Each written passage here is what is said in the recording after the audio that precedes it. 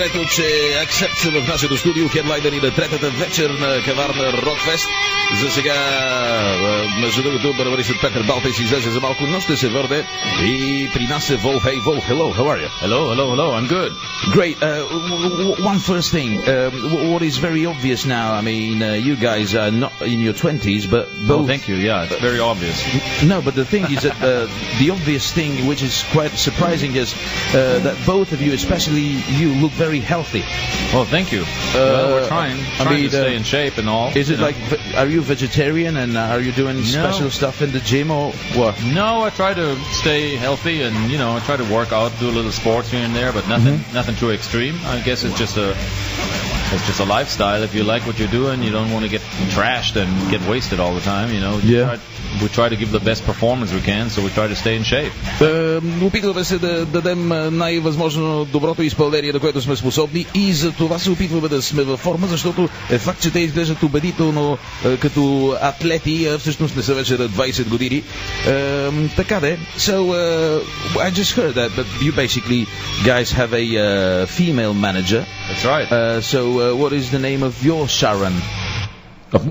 Of your Sharon. Sharon, okay, Gabby. Sharon, yeah. No, Gabby. My Sharon is called Gabby. That's right. She's been our manager for 30 years. She's been my wife for over 20 years. So she's your wife? Oh, yeah. Oh, yeah. So yours, Sharon. That's really my Sharon. Всъщност менеджер на Accept в последните 30 години е Габи, неговата съпруга на Wolf. Join us, Peter. Well, it seems that most of the bands that are successful have female managers. I mean, really? you see Sharon Osbourne, you have Gloria Cavalera. I don't know if she's so successful because they say she was the reason for splitting Sepultura at the time. But still, I mean, you have, I know that Ministry... Wendy Dio is... Wendy Dio. I mean, when Gabby and us started back in the 80s, she was the only one, and maybe Sharon was already there, but it was very unusual to have a female manager.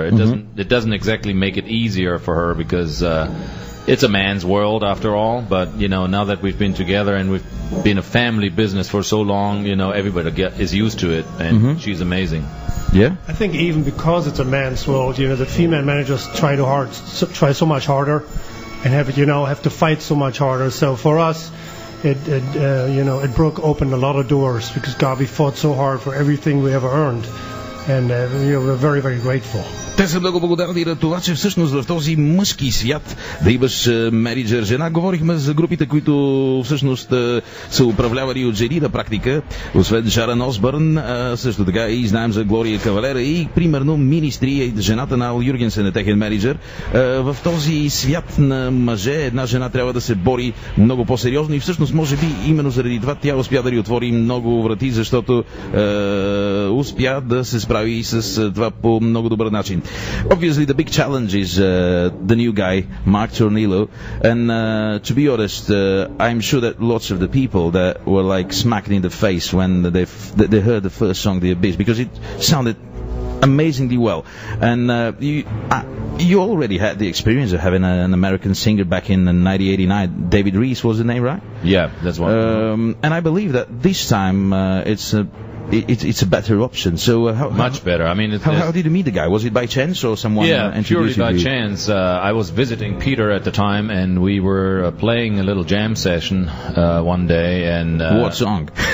We actually did Flash Rockin' Man, Fast as a Shark, songs like that, the old classics, just for fun. And we had a local drummer there, and somebody suggested we invite a friend that lived close by. His name's Mark, and we should jam with him for the day. And we did, and he came over and he started singing, and we were blown away by how good he was and how much he sounded like, Accept.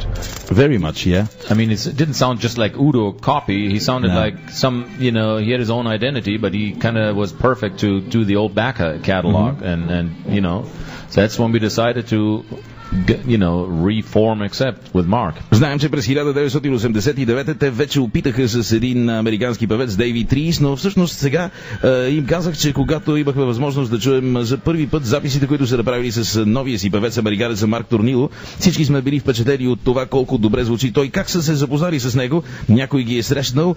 Волф каза, всъщност ние с Петър веднъж си свирахме така за майтап, за кеф нашите стари парчета, като Fast as a Shark, и един наш приятел каза, защо да вземете да опитате да попеете с този човек, и ние наистина се впечатлихме от това, че той не е копие на Удо, а всъщност звучи изключително в духа на Accept. I believe you do live in the United States, right? And, that's correct. And this is for years now. Yeah, that's correct. Where? In New York? Well, I live in Philadelphia, near Philadelphia. And Wolf lives in Nashville. Oh, the country capital of the world. That's right. I don't have a cowboy hat, though, for the record. I do not. Well, and I never probably will. Next time. No. Те живеят в Щатите и то от години. Петър живее в Филаделфия, докато Волф живее в Нешвил, столицата на кънтри музиката. We had Doro the other night here. Oh, yeah, Doro. And, we know her quite well. Yeah, she's, sweetheart. I believe that the German metal family from that period are quite strong. But we were talking about, she's been living in the States for years as well. That's but right. she has this strong German accent. It's like, hello people, well, we are. But you guys, especially Wolf, you have a very strong and very good American accent. Is your wife American or she's German? No, Gabby's German. All right. We both live, and I mean, it's just something that happens when you live someplace, and I'm not trying to do anything about it one way or another. I mean, some people can, some people can't. Well, I don't know if it's a good thing or a bad thing, but you sort of adapt to the local. Well, especially when you are a musician, it should be easier because the language is a music. Plus, you're always surrounded by Americans. You really have nobody to talk German with. Yeah. My wife is American. My kids, Yeah. All I ever talk to is German. If I find somebody who's German, I'm happy, and I do my German thing. Sometimes I forget even. Are your kids able to speak in German? Yeah, they speak German. Because but, not perfect, but they learn in school and they learn at home. They got two passports, American and German. So. Two more questions to go, but let me translate these first. Говорихме за това, че за разлика от Доро, която също живее от години в Щатите, те, които живеят в Америка, имат почти перфектен американски акцент. Габи, жената на Волф, всъщност е германка, те живеят заедно там, но пък съпругата на Петър е американка и няма как да избягаш от това. Понякога искам да говоря с германци. Децата ви, които имат два паспорта, всъщност говорят немски, но не чак толкова добре. To be honest with you, I rediscovered again Accept now because of the new album and stuff. Because when you know that time is a very dangerous thing. I mean, this obviously I won't hide. I'm one of those guys that grew up with listening to Accept. It was one of the main bands that, of course, every normal metalhead or rock fan was listening to. But to be honest, for let's say in the last 10 years somehow I didn't think to put a Accept album in my car. I was playing it on the radio, of course, but it's not that important. The important thing is a personal choice. What is the music that you play? And again, I rediscovered that you guys are had some amazing songs in terms of songwriting. But the question here is, we were talking with friends, we're talking about metal, that if we can call Saxon the most German-sounding British band, we can say that Accept is the most British-sounding German band. And some people were saying that you are the German answer to Judas Priest, but I'm sure that you should be friends with the guys of Priest. Yeah. Well, we did a tour years ago. We did a big tour with the Judas Priest, and they opened up a lot of doors for us when we did that tour. We became good friends. But in the music business, the friendship thing is you meet here, you meet there. Really don't meet that often. So, but yes, Judas Priest was very important. We were very influenced by Judas Priest in the beginning. In regards to the sort of German-sounding bands and all, I think we are maybe the German part of that whole new wave of British heavy metal that came up in the early 80s. I guess we were part of that whole scene. There was Saxon and Iron Maiden and other bands, and then we were the German one of all. Yeah. The Germans. Yeah, the Germans. We were the Germans. We have ways.